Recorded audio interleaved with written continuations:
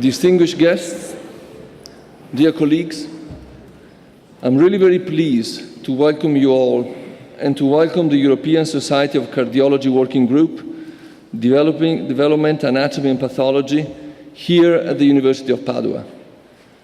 In what, as you can notice, is our most prestigious hall that celebrates what the University of Padova has been for nearly 8 centuries.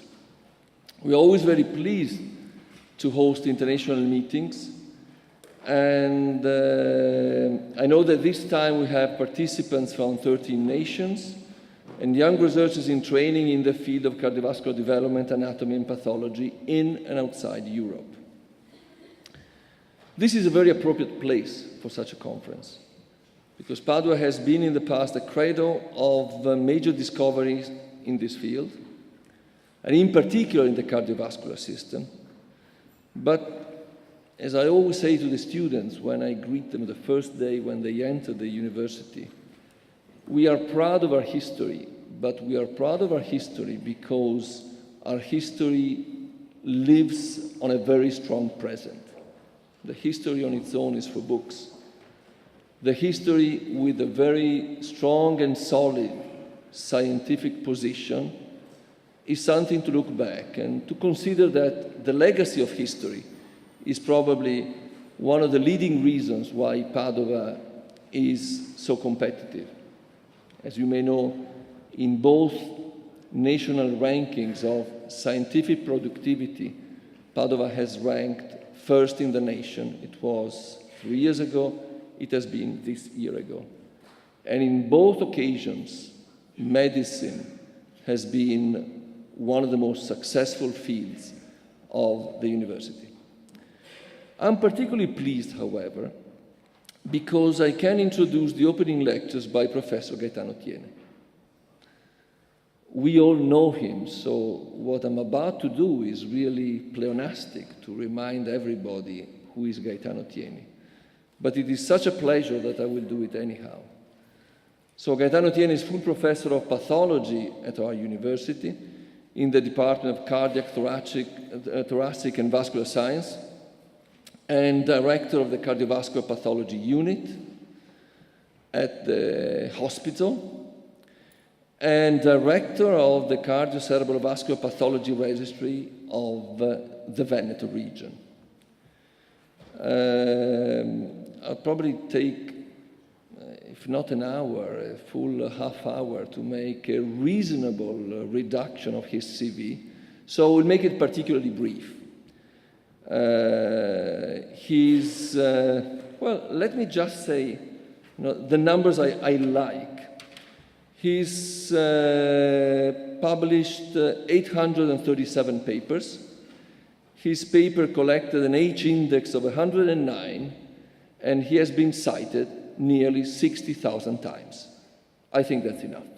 I don't think that we need much more to recapitulate what Gaetano Thiene is for international science, and in particular is for our university.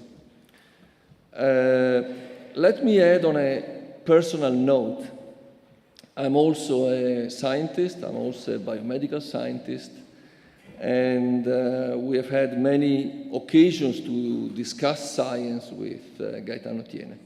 So I share with him, and this is why, one of the reasons why I feel particularly close to Gaetano, that I share with him 3 main ideas, and the 3 main ideas are, if I can recapitulate, are, of course, medicine, the idea that medicine is, we are biased, I admit, but the most fascinating science because it is solid science, but having the human being and the solution of medical issues, of clinical problems at the end of your science.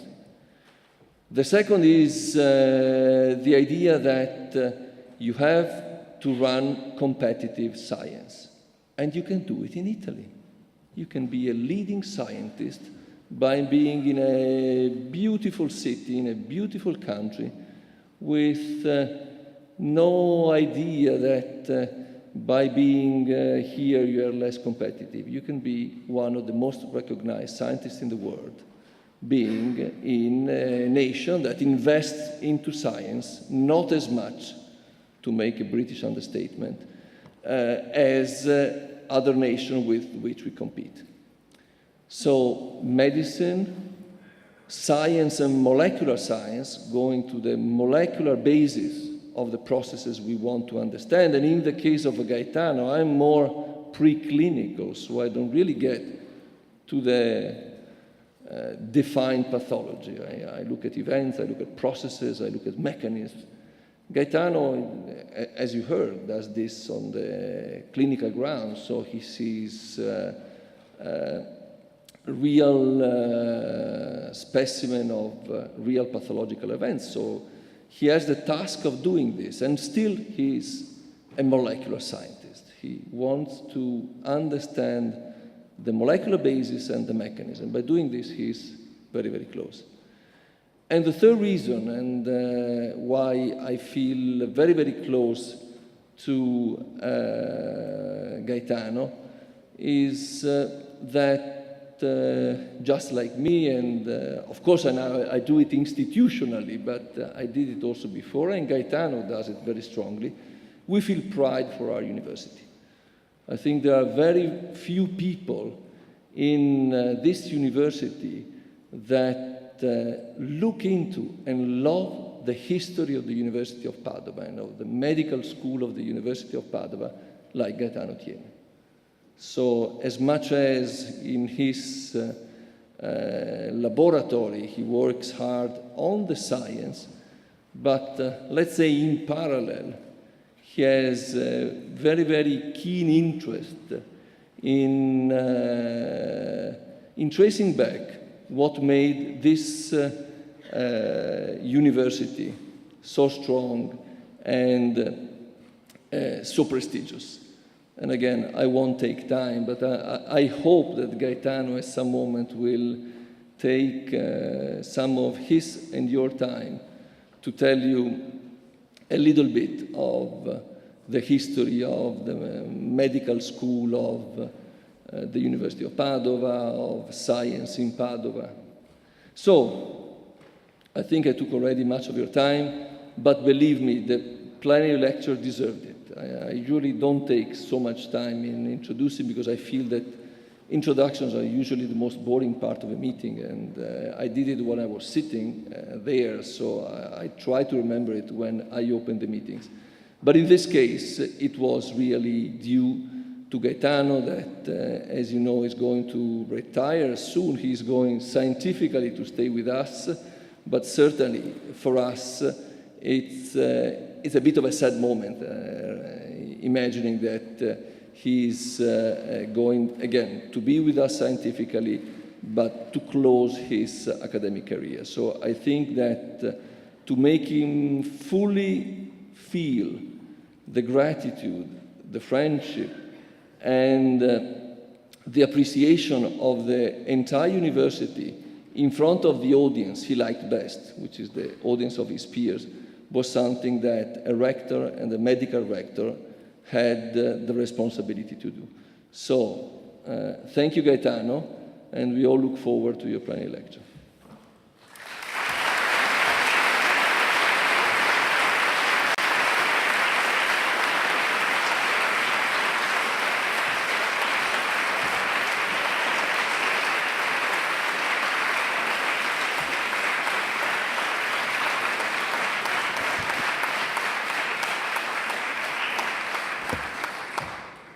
Thank you so much, Rector Magnificus. Thank you so much, Sarino. I wonder whether I would deserve this generous introduction.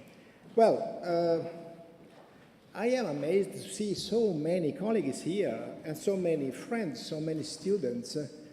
Hope to you not lose your time. I take some time of yours, 50 minutes for my presentation.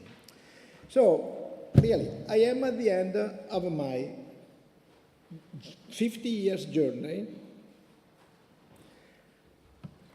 at the University of Padova.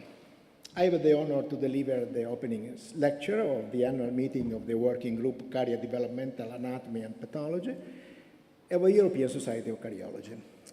Of course, I feel particularly grateful to the chairperson, Professor Deborah Anderson of the working group, and the local organizer committee, Marina Campione, Cristina Basso, for the opportunity.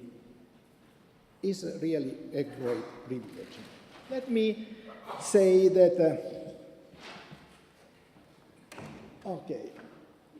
I was a founder in the late 1978 of this working group, together with Anton Becker from Amsterdam and Jane Somerville from London, during a meeting that we had in Maxfield in England in exactly 1978 for the new assessment of the European Society of Cardiology, pursuing the objective to involve basic science, clinical society, to involve basic science in, the clinic, in a clinical setting for runners of what today we call translational medicine.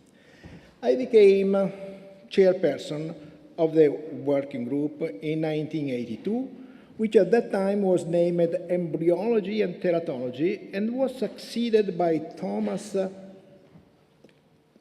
Spexieder, this one. Who was Thomas Spexieder?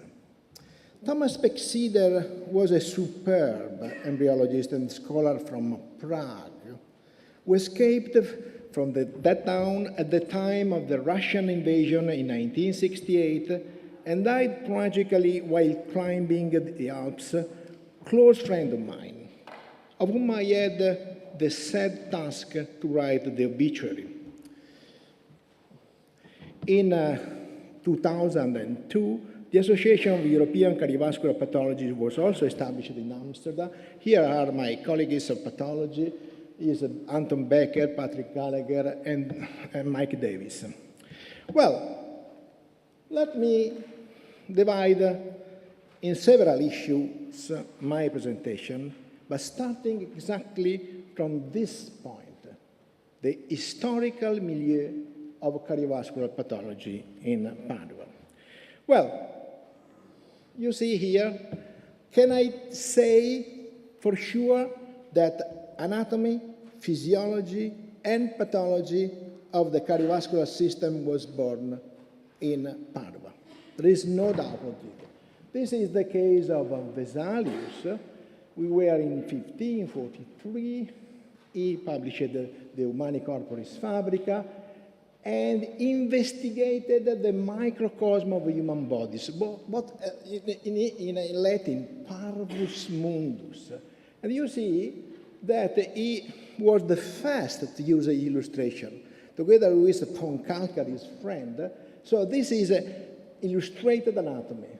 What said Butterfield in 1958? In Vesalius, the mind of artist and the mind of the scientist seems almost to have been fused in one.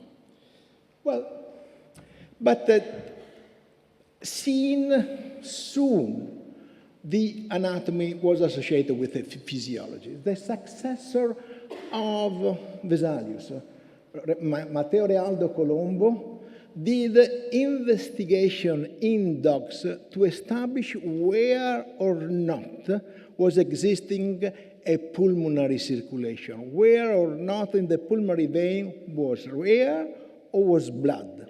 He opened vivisection in the dogs. I believe the function of the pulmonary vein is to let blood mixed with air from the lungs to the left ventricle of the heart. If you observe cadavers as living animals, making experiment in living animals, you will always find the pulmonary vein full of blood. So the transfer of blood from the right to left ventricle was through the lungs, not through the pores of the ventricular septum. And then we are 1594, Fabrici, Abacco Pendente, builds a permanent anatomical theater. First lab, surely the first lab in the history of medicine, lab of research. And this is, let me show one important thing. Why my title is devoted a bit to the Doges of Venice. Leonardo Donato, the famous Doge in the first 10 years of the 17th century, Leonardo Donato, was the one that built the anatomical theater, built the first laboratory of medicine. And you will see when, possibly later, you will see at the entrance of the anatomical theater that Leonardo Donato is mentioned. But let me show you something more. That is, Fabrici had described years before, 1574, the venous valve, the osteolis. He thought that where gate is slowing the blood in the centrifugal way from the liver to the limb to the arm. A wrong interpretation.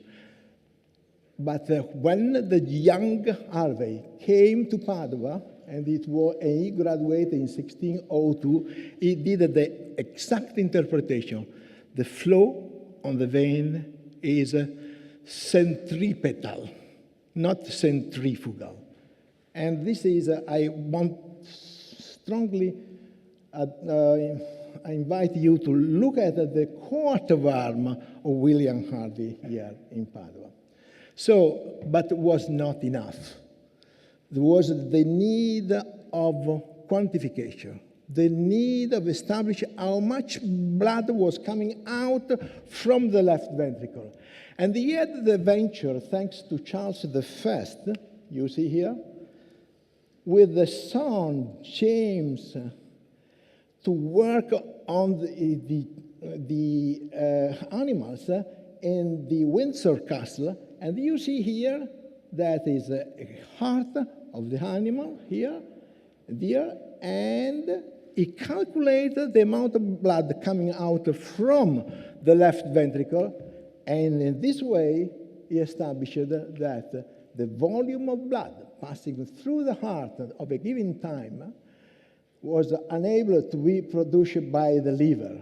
It could be kept constant only in a closed circulatory system. This was the down physiology. Okay. In the same time, there was a young guy called to Padova, and we were in 1592, just 2 years before the building of the theater, and this was Galileo Galilei. Was only 20 years old. Vesalius was only 23 years old when he was called as a professor here. He introduced the method of quantification. Science is measure. There is no doubt of that. The evidence is from numbers. But let me be back to the famous Leonardo Donat. Leonardo Donat was a visionary, was a strong defender of the freedom, both of the University of Padova and the Venice. When exactly again we are in 1592, is amazing. Sorry, non funziona. Okay, sorry for that. Is in 1592, he met in Rome the future Paul V, the Pope. He was a Cardinal Camillo Borghese, and he was ambassador and then future Doge in Venice. They have a debate, a discussion, violent, vehement discussion. Say the Borghese, if I will be Pope at the first occasion, I will excommunicate you. And indeed, they do in the future, the interdetto. And answered the Leonardo, I will be the Doge, if I will not care of it. That was the capacity of the Republic of Venice to maintain autonomy from the interference of the Vatican. Well, later on, we are in the pathology. When Giovanni Battista Morgagni arrived in Padua, he had the inaugural lecture and said, we will state that it is impossible to pursue the nature and the cause of any disease without dissection of a respective cadaver. He was doctor and pathologist. He was able to make the autopsy of the patient that he saw dying. But I want just to mention one case. He described endocarditis, dissecting aneurysm, rheumatic heart disease, and so on. But I want to mention the case of congenital. This is the case of a girl who was sick since her birth, died at the age of 16. The heart was small, the right ventricle had the shape of the left one, the foramen ovale was patent.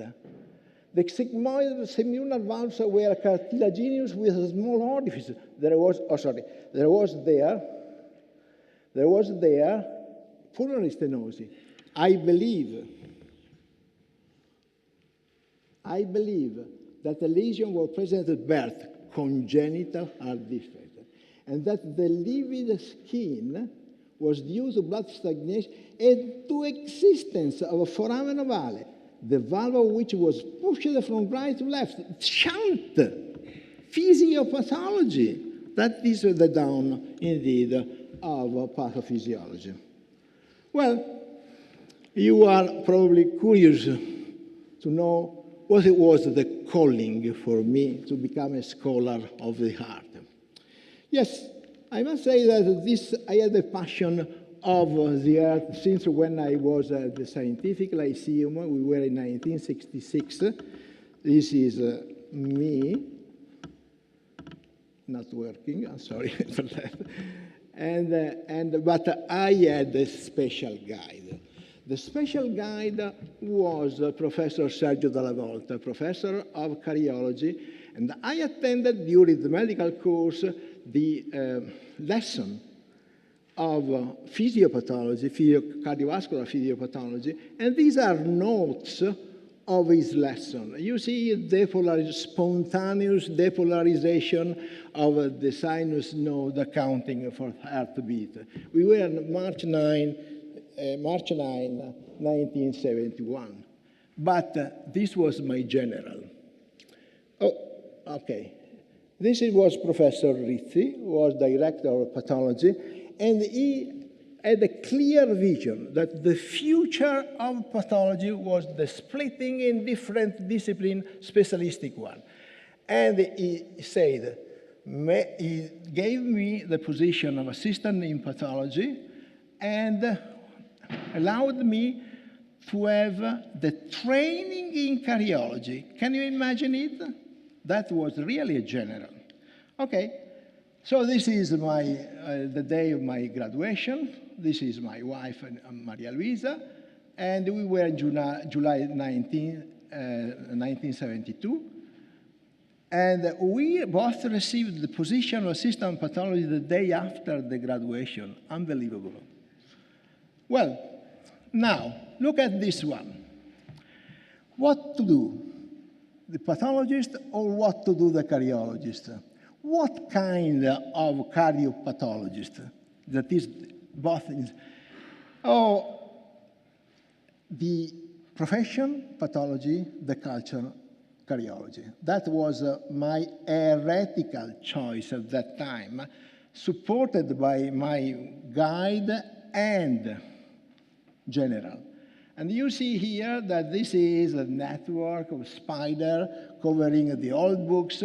And what was reading the new figure of cardiovascular pathologist? A journal of cardiology. That is the other issue, very important, inspiring for me. It is a journey at the Mayo Clinic, Rochester, Minnesota.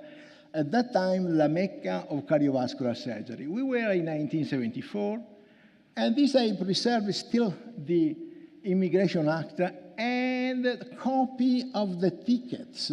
I went with Umberto Squarcia from Parma, and there was just left to Alabama, John Kirkling. John Kirkling was the founder of cardiovascular surgery with Lilly, with Walton Hill Lilly in Minneapolis.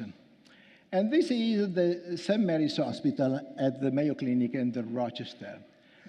What did for me and for my family John Kirkling?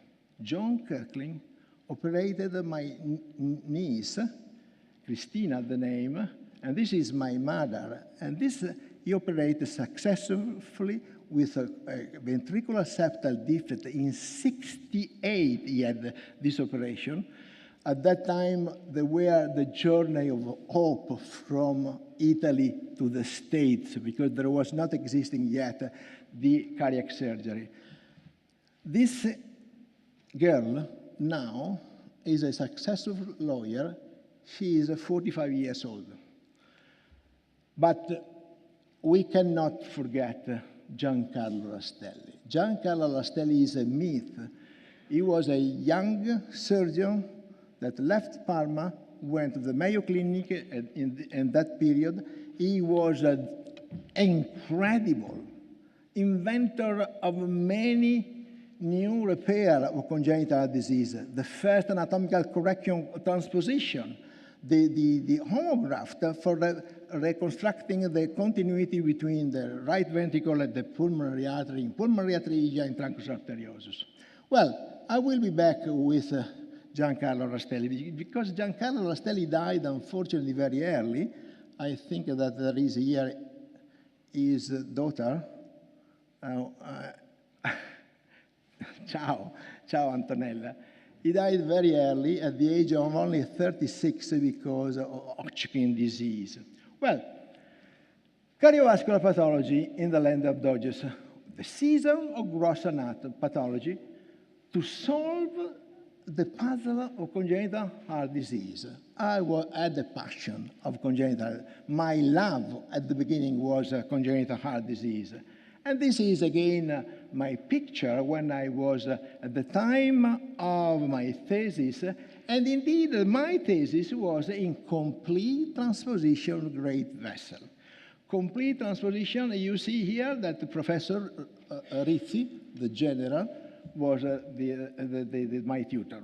Okay, so this was a disease. This is an incredible disease.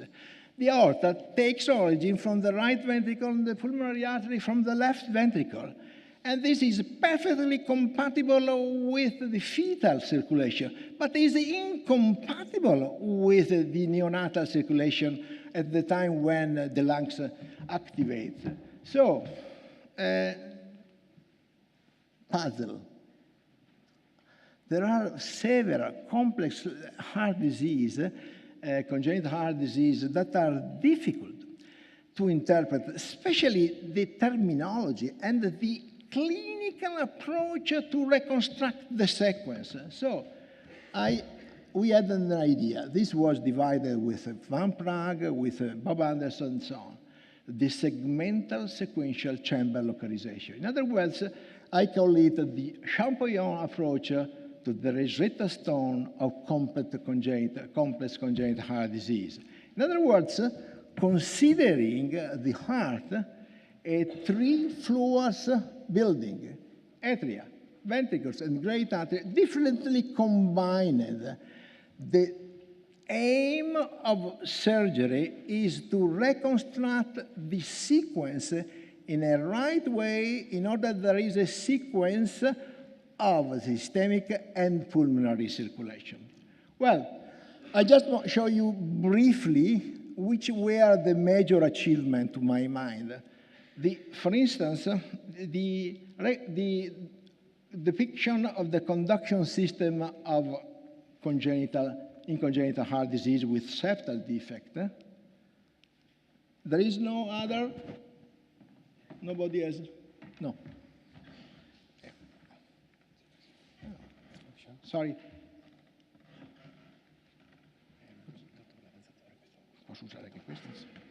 Oh, thank you. Okay. So the problem is that at the beginning of cardiac surgery, the surgeon did not know the course of the conduction system. And they put exactly the stitch here, creating AV block. So you see here that we reconstruct histologically the conduction system and indicate how to insert the patch, avoiding the conduction system there. The second point was the occurrence of severe pulmonary vascular disease in infancy. So you see that this, look at this winter tree aspect of pulmonary artery circulation. This is in postmortem injection. And the obstructive disease, this is arteritis, and this is aneurysmal, that is rupture of the vessel. So what happened? That if you operate late, not in infancy, the problem is that closing the defect, you have an acute pulmonary cor pulmonale. So message, very simple, operate earlier, in between 6 to 12 months. Finally, collection of the archive of congenital heart disease. We have nearly 2,000 specimens now, and of course we publish it, but what is important is that now we use the library to put the specimen in a single jar. This is an enormous significance in terms of teaching and guiding the ends of the surgeon. Well, down open heart surgery in Padua and surgical pathology. The need of fully devoted pathologists. That was indeed the vision of Professor Rizzi. Create cardiovascular pathology as a separate specific entity among the general pathology. Well, look at here.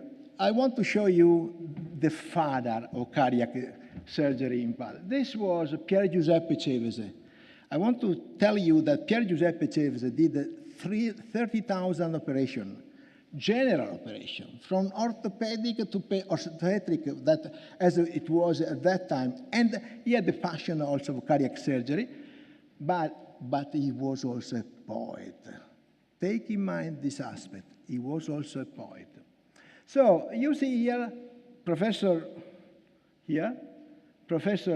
Giuseppe surrounded by pupils. Pupils, one cardiac surgeon, one surgical surgeon, one pulmonary surgeon, one oncology surgeon, one pediatric surgeon. He split the surgery in general surgery in different disciplines. And this was winning. Great idea. Visionary. And you see here, they started in '64, and there was a growth of number of extracorporeal circulation. And I want to show you here the list, the main list. January 1964, closure of intrathecal septal defect. December 1968, correction of tetralogy of a lobe. March 1970, valve replacement with porcine bioprosthetic valve.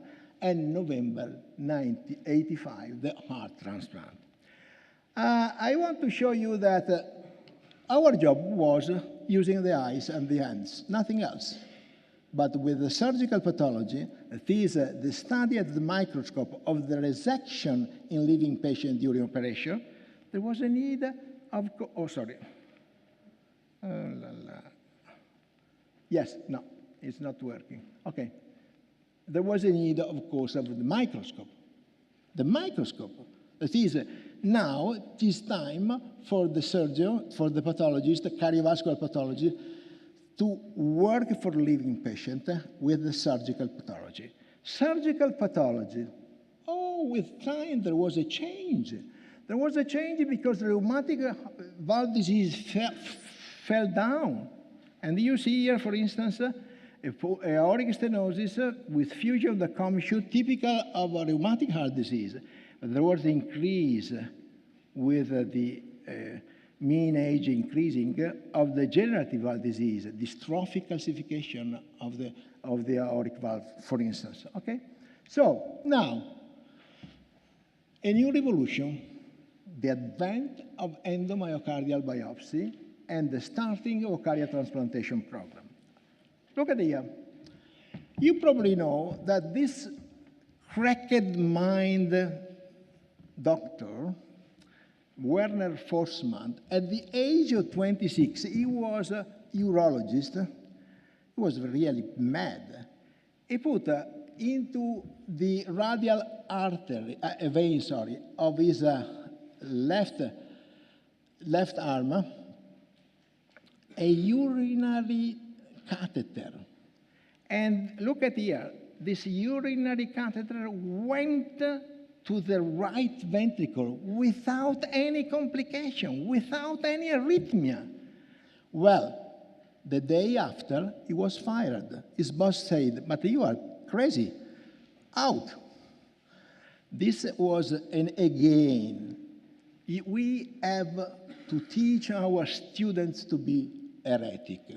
He was an heretic, but thanks to him, it was possible to invent the endomyocardial biopsy and to have the possibility to the study of the myocardium, the muscle, not the skeletal muscle. The skeletal muscle is easy to catch with a needle. The myocardium, the muscle of the heart. And this was really revolutionary.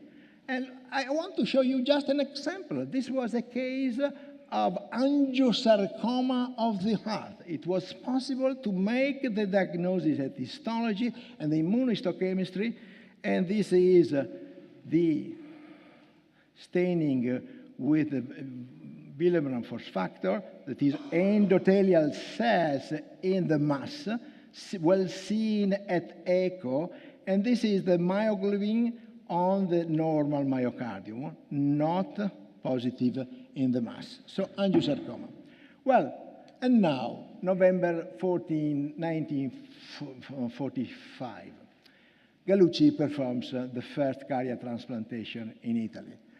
I must say that Gallucci played a very important role in my career because he supported my chair, and I was the only one of his pupil, because he died earlier, unfortunately, that became full professor, because he strongly believed the importance of cardiovascular pathology in the group. So this is the heart of the first cardiac transplant. He gave me, sent out of the surgical room, this heart was still beating. The heart of a living patient in the hand of a pathologist? Amazing. Amazing. So I had the same feeling that Fabrici had when he saw the venarum osteolis, that is the veins. A me summa cum laetitia is typical of curiosity of the scientist. Inter dissecandum observata fuere. And this we were in 1574. But the same Galileo, when he observed the moons of Jupiter with the telescope, and this telescope, look at here, is like an eye. Iris here. This is the incredible. Anyway, stellas incredibili animi iucunditate observavi. This is the feeling that we have to transfer to our pupils and to our students. Okay, it was casual, it was incidental that the first cardiac transplantation occurred in Padua? No. This is Arturo Castiglioni. He was a Jewish, and unfortunately with the 38 racial laws, he lost the position in Padua. In his inaugural lecture in academic year 24-25 said, and think about the sequence of development of discovery and therapy of cardiovascular system at the University of Padua. It is continuous and depth set the nexus existing in the history so that nothing suddenly arises. I am sure that we do not do the history. This is the history that use us as arms. There was, of course, the problem of rejection. And there is a need of weekly endomyocardial biopsy there. And Gallucci, not me, Gallucci sent this guy, Maria Luisa Valente, you see there, at the courses of Margaret Billingham in Stanford for training and interpreting the endomyocardial biopsy performed in cardiac transplant patients. Okay, can I tell you that the hearts coming from this living patient for cardiac transplantation were a golden mine for science. Golden mine for science. Look at here, for instance. I just quote just one. The dilated vasorestrictive cardiomyopathy. What I call the paradox of the small heart requiring transplantation. Look at here. This is the famous Bucardio, the big heart, you know, and bovine heart, so-called. But how it is possible to have congestive heart failure with an heart that is only 250 grams weight? The problem is that here you have a systolic failure. Here instead you have a diastolic failure. There is the compliance of the ventricle that is hindered. Patavian thrust and bioprosthetic valves. This is a really legendary tale. I want to show you that porcine valve or bovine pericardium fixated. There is a cross-linking on the collagen, and there is a loss of antigenicity. There is no rejection here, but the problem is different. Can I tell you that Professor Cevese called them, these prostheses, xenotransplant. And unfortunately, however, there is within a few years, there is a phenomenon of dystrophic calcification. And I want to tell you that in between 415 cases of explant means that they were reoperated because of failure and dysfunction. Nearly 90% failed by the calcification.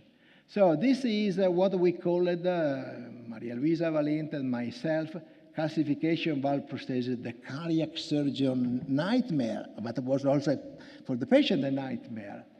And that was, and when we studied, Maria Luisa studied the electron microscopy, realized that the nidus of calcification was the fragments of the cell that were fixed and stayed there in the graft. And was really apatite, was calcium phosphate, like that of bones. And then we did experiments in subdermal rat model, for instance, removing the cells that were the target of calcification and removing the cell with a banal mean, alcohol. Alcohol kills the bacteria in your skin. And what we revealed that we're using octandiol, that is a special type of alcohol. When we compare control with treated at 75 days, you see this control became a stone of calcium. And here there was just a tiny calcification. This is now the new model MitraFlow introduced. So no patent from us, unfortunately. Okay, revolution of clinical and invasive cardiac imaging and the need of anatomical validation. Of course, now it is possible not to have angiography necessarily, but you can see with echo, with magnetic resonance, your heart in a very effective way. And what was the lesson for pathologists? To learn how to look for and to study the heart specimen according to the tomographic section. Long axis here, okay, equivalent to that one. And so, can I show you now? That is incredible. Before echocardiography, being affected of myxoma, which is not necessarily a malignant tumor, but is malignant in terms of hemodynamic terms, because there is embolism, there is impingement into the atrioventricular orifice here, okay? With the echo, was possible to have a prompt diagnosis, immediately sent to the surgeon and saved. I have never seen in my life a case dying for myxoma because of the absence of early diagnosis. Okay, so and what about the resonance? We use the term navigation. Oh, navigation, you know, you use internet navigation. No, I like it, navigation in the human body. Magnetic resonance is not only the morphology, it's also the function, but it's also histology, because there is a tissue characterization with a late enhancement. And so I wanted to put here in the lab of the image, the portrait of Morgagni and the portrait Morgagni pathology and Harvey physiology, pathophysiology again, okay? And so, incredible. Again, with tumors, I would like to insist with the tumor because it is the most successful help that may come from the non-invasive clinical imaging. And you see here, enormous tumor operated by Professor Rastelli, that is here, surely. And you see that this huge tumor, in only 1 day, all new was resected successfully with the prompt diagnosis. Okay.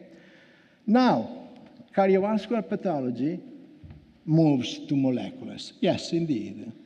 From Morgagni back to Democritus. Well, in 1894, there was a meeting in Rome called the Morgagni and their atomic concept. And there was a great debate in between Virchow and Rokitansky. Said Virchow, is any anatomic modification material? But is any material modification anatomic? Why not molecular? 1894. Can a profound molecular modification occur in the setting of an apparently normal structure? We know nowadays that it is possible to die in something with a normal heart. These modifications belong more to physiology than to anatomy. They are functional dynamic. Listen, the pathologist admitting that the method of investigation in 1894 will never be morphological. I would say will never be only morphological, but it was brave, no doubt. Okay, so we moved now from the classical anatomical theater, and this is the autopsy of Realdo Colombo depicted and painted by Paolo Veronese, to the double helix, the code of life. Okay, so without certainly the discovery of clonation, thanks to polymerase chain reaction of the DNA RNA by Mullis, Nobel Prize, would not be possible to make any molecular investigation. So, molecular investigation of infective or genetic. Infective, look at here. Female, 6-year-old, certainly with the histology, we were able to say that this is myocarditis. But myocarditis of what? Immunological or virological? Infective or non-infective? And using the molecular approach, it was possible to establish that it was a Coxsackie virus, that we know that it was the most malignant, unfortunately, cardiotropic virus. Now, the molecular analysis is mandatory. Anytime that you make an investigation by endomyocardial biopsy with the suspect of myocarditis, because if it is viral myocarditis, there is antiviral therapy. Okay, So, but what about the gene? It was treated largely this afternoon. I want to just to mention that as far as the arrhythmogenic cardiomyopathy, which was established as a desmosomal disease, well, 3 genes were discovered here in Padova. The desmoplakin by Alessandra Rampazzo, the the desmocollin by Giorgia Befagna, and desmoglein by Calio Pipilico. This is now translated in genetic screening of family.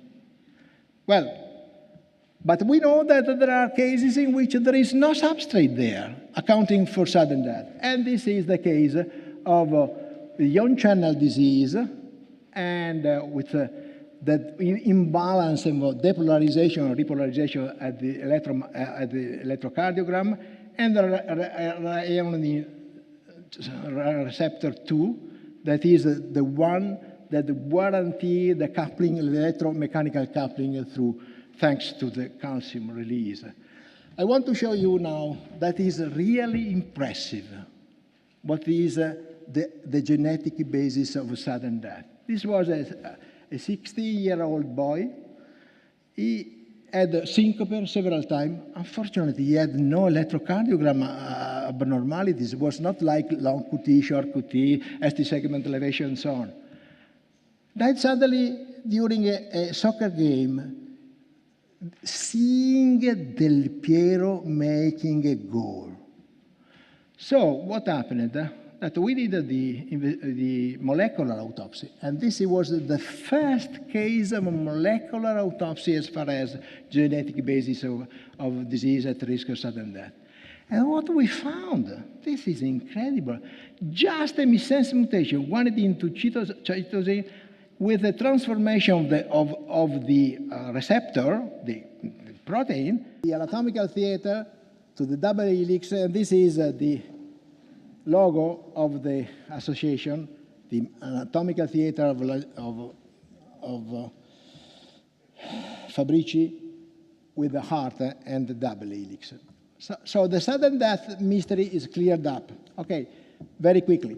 Translation from anatomical theater to prevention. Okay, so I must say that I haven't mentioned another mentor. This was Professor Lino Rossi, a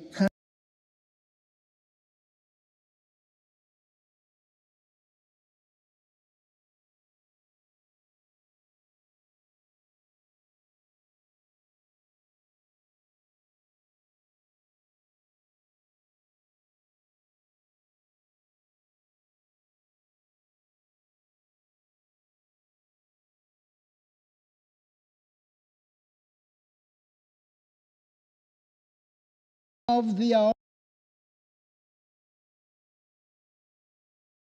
orthopathy.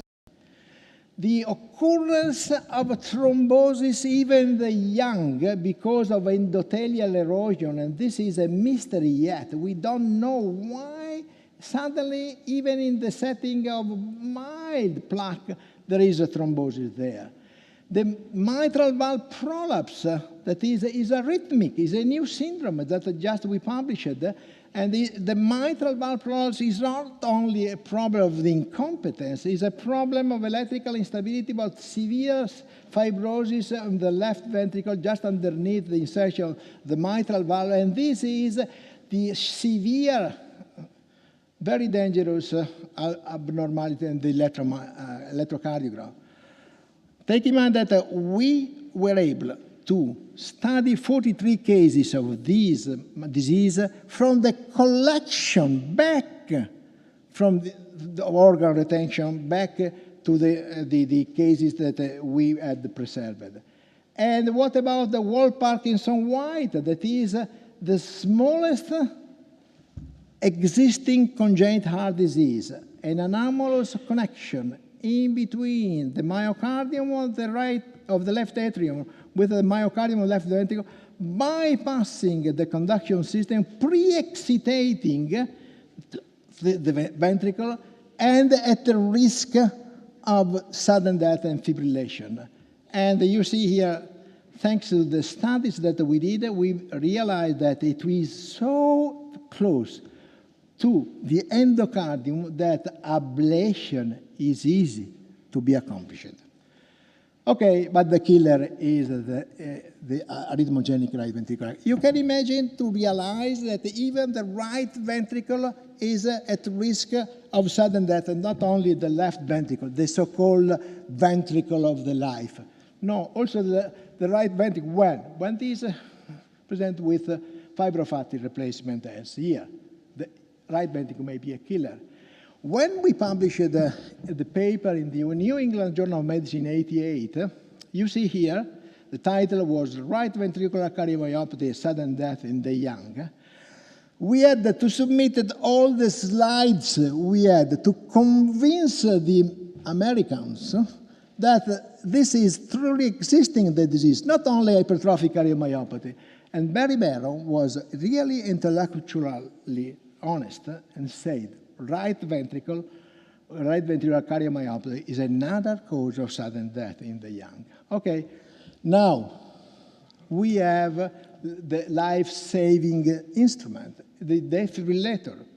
You see here, the defibrillator is equivalent of the pacemaker with the opposite aim to, you see, to interrupt the ventricular fibrillation with a shock, electric shock, to reverse to the sinus rhythm. So look at the sequence: sinus rhythm, normal life, suddenly tachycardia, then fibrillation, dead, and then shock, resuscitation. Resuscitation. And this is a reason why we like to call it the Lazarus effect. That is, Lazarus, veni for us, that is a resurrection. Okay, so this is well summarized in our book that we recently published, Sudden Cardiac Death in the Young and Athletes. Oh, well, since when we subscribed, we signed the commitment, it elapsed 9 years.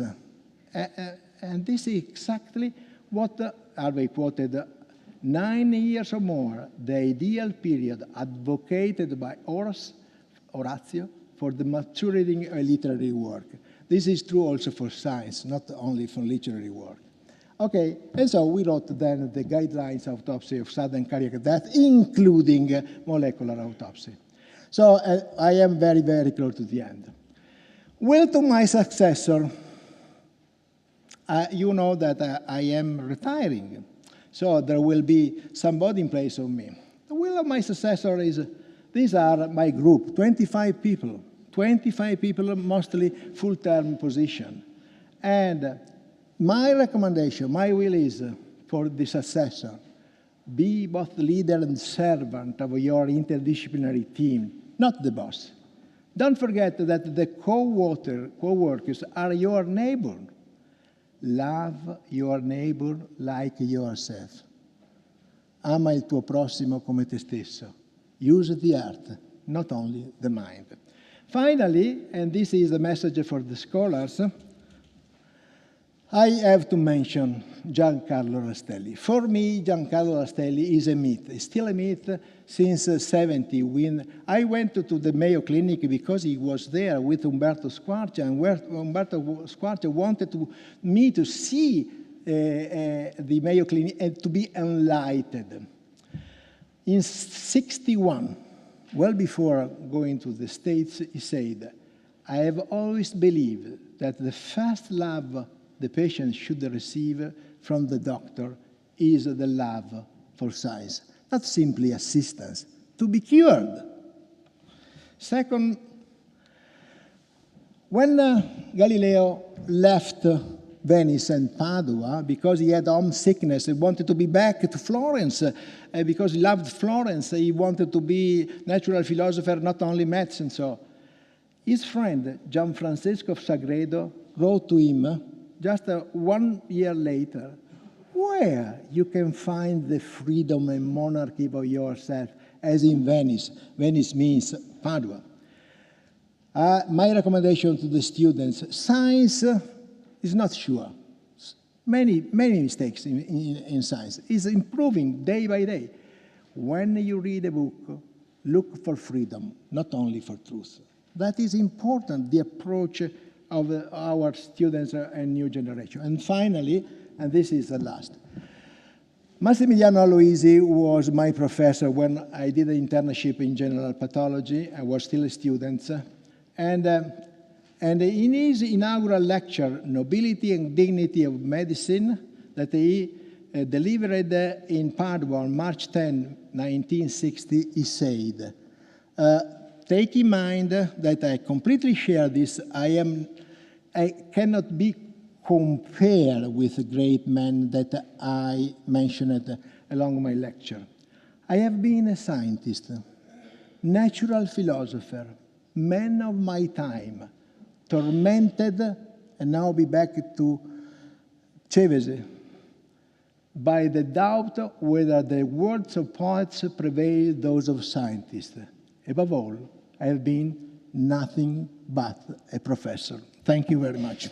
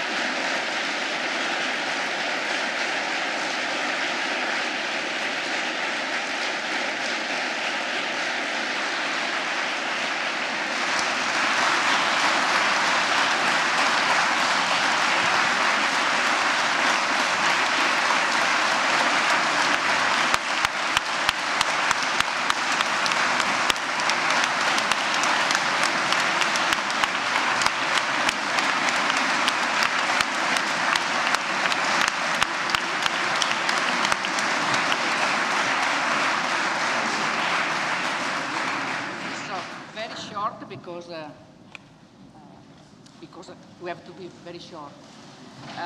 This is a gift of the pupils to the maestro. And the idea is the idea of the Doge. At that time, the Doge was giving this present to the council, the member of the council. This is not orthodox, because usually it's the rector giving this kind of medal to the professor. Instead, in this time, are the pupils providing this medal to the professor. I'm here with Annalisa, and Cristina, and Fiorella, but this medal is a gift of all the pupils, not just pathologists, cardiologists, cardiac surgeon, adult and pediatric, philosopher, historian, biologist, general practitioner. Probably I forget somebody, but the long list is inside this papiro. So this is the medal. If I can project, okay. This is the front, and you can.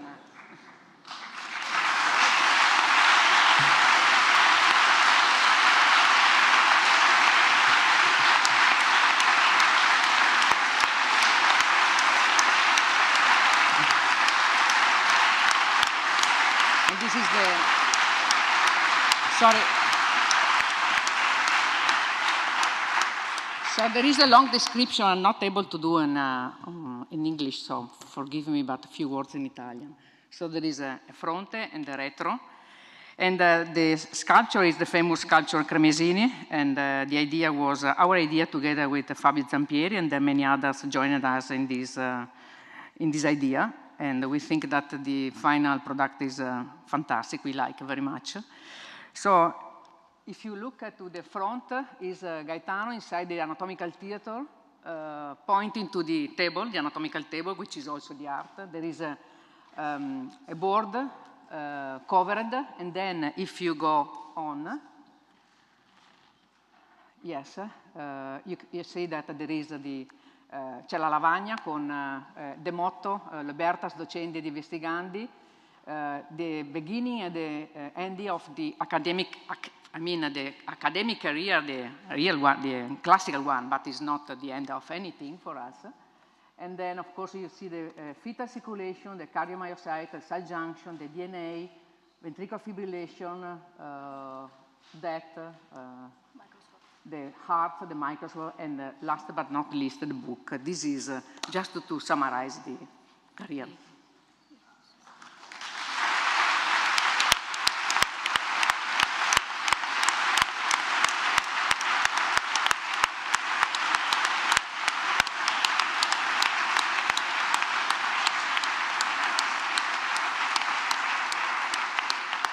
A surprise, totally unexpected, probably not deserved. Thank you so much.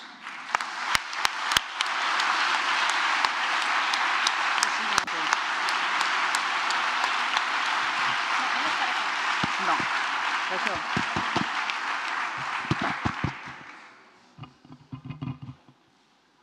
Just a moment.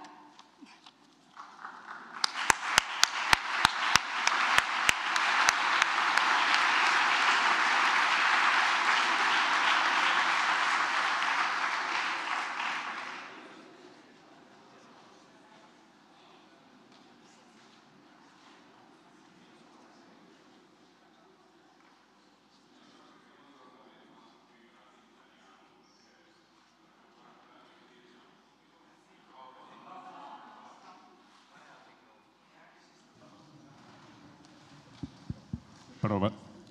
Dunque, come simbolo della continuità, che anche al termine delle scale del rettorato è rappresentata con uno splendido ancora imparo, il simbolo degli studenti universitari di Padova, la feluca, a cui lei è sempre stato molto vicino, che abbiamo il piacere di fornirvi.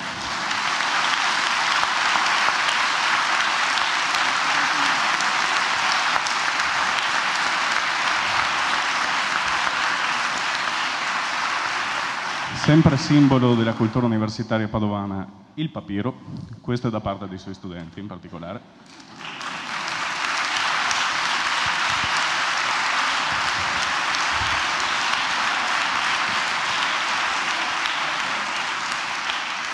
Questo è il più bel regalo che potevo ricevere. Io purtroppo mi sono laureato ai tempi della rivoluzione studentesca, quando erano spariti i cosiddetti papiri. Non ho avuto io il papiro, ce l'ho oggi. Questo sta a significare...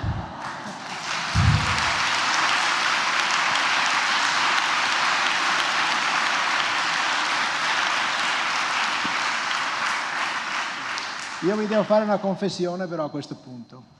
Sì, era la rivoluzione studentesca, nel 68 c'era il movimento studentesco, io ero là quella notte a occupare il primo istituto del Liviano.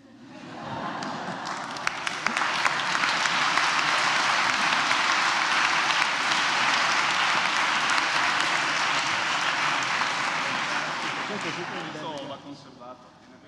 Vorremmo avere l'onore di poter aggiungere alla sua collezione un pezzo unico e quindi Ah, caspita, il Bo.